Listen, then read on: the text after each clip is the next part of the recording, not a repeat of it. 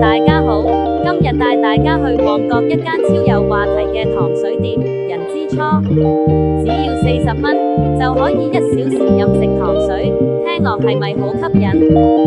人之初距離旺角港鐵站22出口僅約6分鐘步程，鄰近家樂坊，交通非常方便。人之初主打古法糖水，芝麻糊、杏仁露、合桃露都有，有養生款式例如薏米腐竹。